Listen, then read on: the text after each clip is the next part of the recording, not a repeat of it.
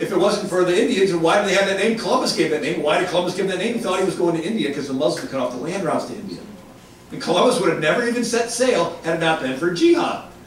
And anyway, the Muslims continued to invade into Europe, and the Reformation starts, and in 1529, 100,000 Muslims under Suleiman the Magnificent surround Vienna, Austria.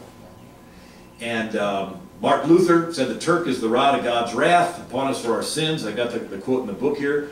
Martin Luther says, because of our sins and our ingratitude, God has justly given us into the hands of the devil and the Turk. And anyway, they must have repented because they got freezing cold for a week.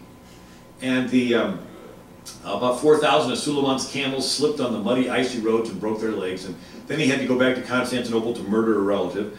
The way the Sultan would have 1,000 wives and wouldn't decide which of their kids would be their heir. And so they'd have all these boys, and one of them would get the wild idea to murder all his siblings.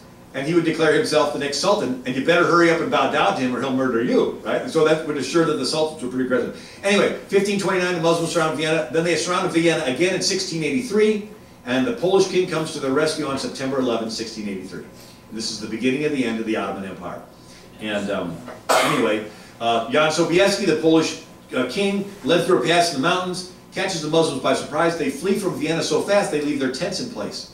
And when Sobieski goes into the tents, he finds these bags of beans, coffee beans, and realizes this was this new drink the Muslims had that allowed them to fight day and night. And shortly thereafter opened the first Vienna coffee house by the Polish general George Franz Pleszczowski. And they weren't sure if they should drink it, so they took a cup of it to Pope Clement, and he tasted it. He said, this is too good to leave for the Muslims, and he blessed it and said it's okay for the Europeans to drink. Matter of fact, the word coffee comes from the Arabic word kafir, which means infidel.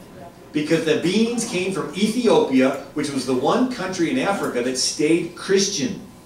And so this was called the kafir, or the infidel bean. So have you had your cup of infidel this morning? But Pope Clement blessed it, so it's okay to drink. Hey, I think I got to run because I'm getting the signal here. All this stuff's in the book, and there is hope, and the hope is you. And ignorance paralyzes, knowledge gives confidence. The more knowledge we have, the more we can work to pass to posterity the blessings of freedom.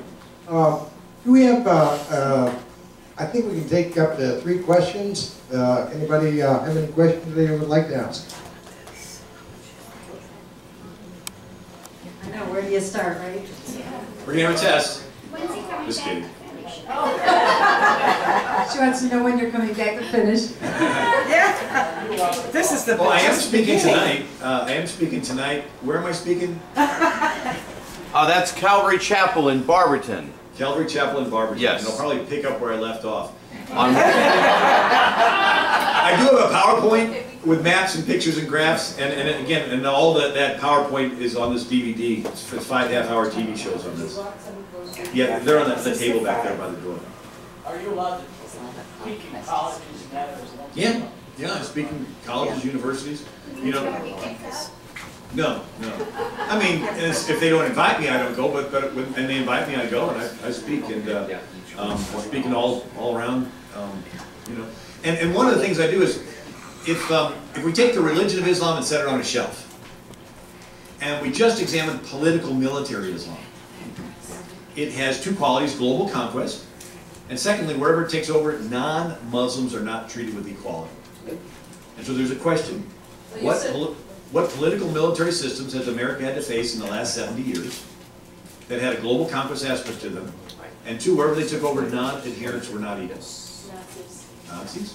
I'm half German, but in the 1930s we said, look, we love the German, but we have to identify and stand against this political military system called Nazis. Why? It has a global conquest aspect to it. And 2, wherever it takes over, non-Nazis like Jews are not equal.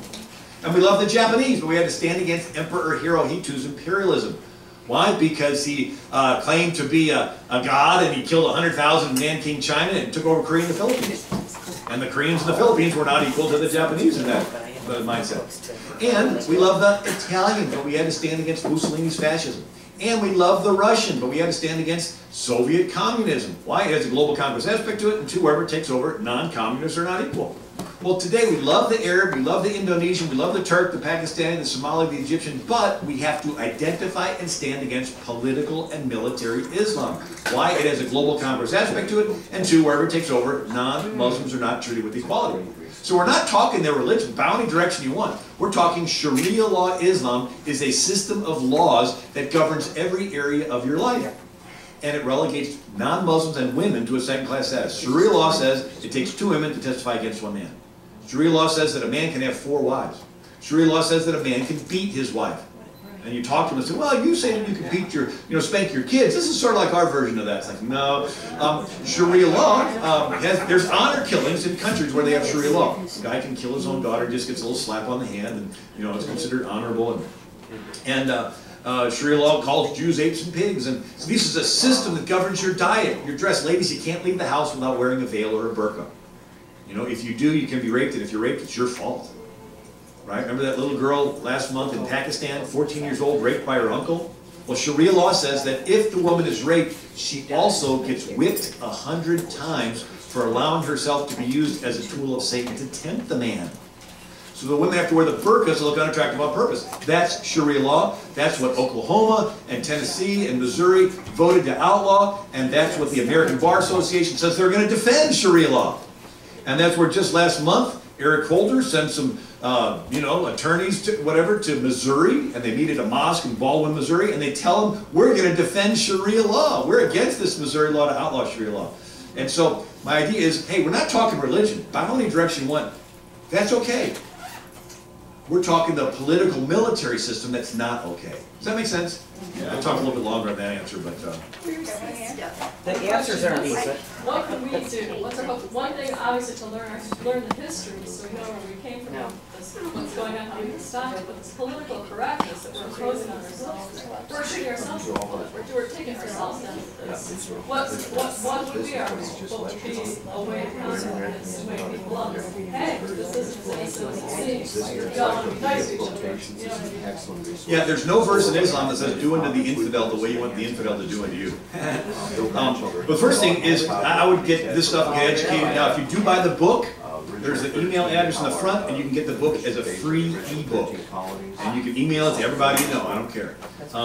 And so ignorance paralyzes knowledge gives confidence. And the second thing is to change the debate. So, we're not talking religion. No politician wants to criticize a religion and be called a bigot. But if you can say, hey, we're not talking the Islamic religion, we're talking, let's compare political systems. Okay, we got Nazism and communism and socialism and Sharia law Islam. It's a system of laws that governs behavior in the countries where those laws are in existence. And the laws happen to relegate women and non-Muslims to a second-class status. Right? I mean, there's no age of consent laws. Muhammad married his youngest wife. She was 6 years old and 9 years old when they consummated it. And so fundamentalist Muslims think that it's okay to do that. Well, in America, we have laws that are against pedophilia. You can't do that stuff. Sharia law says you cut off the hand of a thief. Talk to soldiers who have been in Saudi Arabia, and there's chop chop square where once a week they chop off arms and legs. We have an 8th Amendment that says there shall be no cruel and unusual punishment.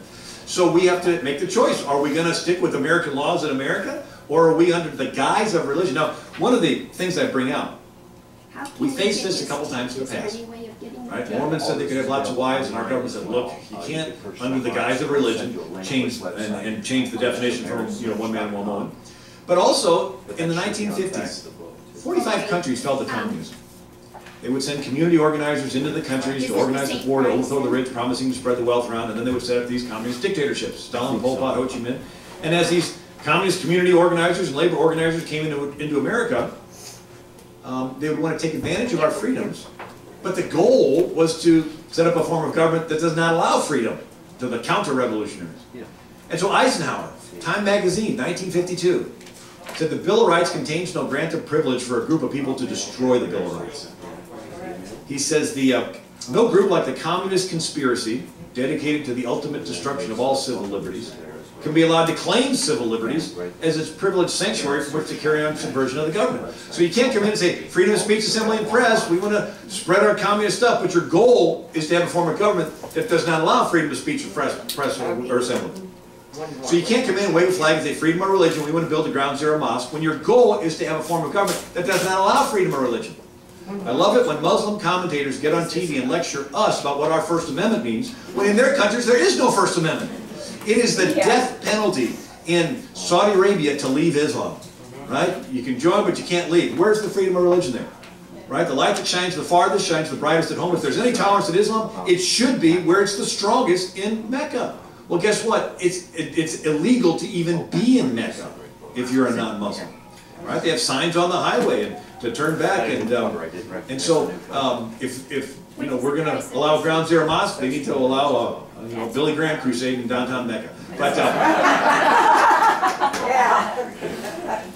but as far as your question, the first thing is to educate ourselves, and the second thing is change the debate. Say, hey, freedom of religion, fine. But when it gets into the political and military and you're wanting to change the laws, that's when it's not fine. You can't, in your little community, do vigilante justice and beat your wives and get away with it and do, you know, Cosa Nostra and Mafia style, you know, hits and knock off people that you think are, you know, honor killings and so forth. You can't do that here. And so it's important for our politicians to know the difference. And I've talked to a bunch of them that this is new to them. They're thinking, oh, the Jews have their Hasidic religion, and some of the others have their religion, and Muslims have their Sharia. It's like, no, no, no. Sharia is a system of political laws that govern. The Jews, ever since the diaspora, when they were scattered, Jerusalem was destroyed, they were spread around the world, they had this attitude that they're going to keep their Jewish faith, and they'll die before they'll personally deny their faith, but they won't try to change the government. So for 2,000 years, Jews did not try to change the government in the countries they lived in. As a result, all political parties held them suspect, and they suffered terrible persecution. It was only till America came along that Jews broke that and got involved in politics and helped George Washington win the Revolution. You know, helped him to finance it.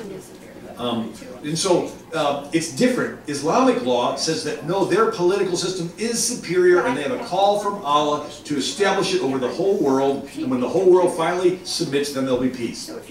So, and then I know I'm making this a long answer. The winning key is equality.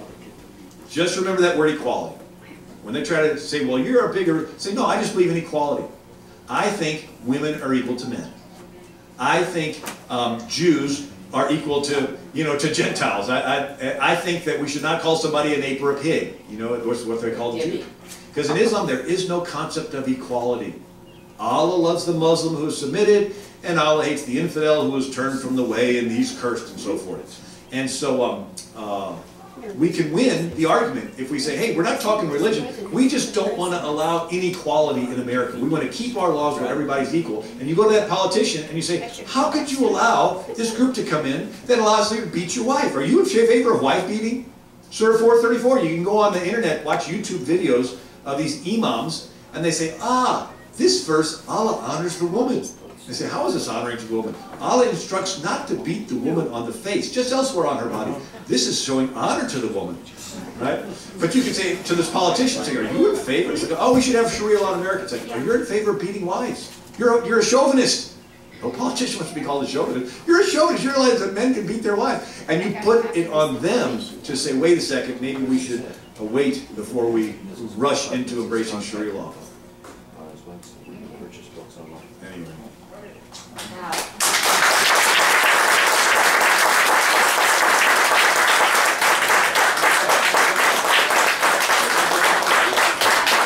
Thank you very much, Bill. I'd like to thank Chris Long from the Ohio Christian Alliance. Wave your hand there, Chris, in case people don't know you. There you go. One of the most effective organizations in the state. Produced 6.5 million voter guides, I understand, in the history. Amazing. Thank you. Let me check my notes real quick. I knew we were going to run out of time. I've got one more in my bag. Does that work? He does have books in the back, and also DVDs, I guess. I would recommend you getting one. I love the idea of putting him on college campuses in this area. I love that idea. If anybody wants to pick up something and pick up a ball and run with it, there you go, right there. People need to hear it. Couple last thing, I do have a donate bucket right by the door as you go out. The $5 admission covers the cost of room, but we also need ink, paper, postage for organization, so a couple dollars, if you could throw it in, that would be very helpful. If you did not sign up on our sign-up sheet, be sure to do so you can get on our communication list. What's that? And of course, if you are willing to volunteer, either Abigail Adams or the Ohio Project, get help with please see Janie Grover back. Thank you for coming, and I hope you have a great weekend. Actually, kind of an hour and a half.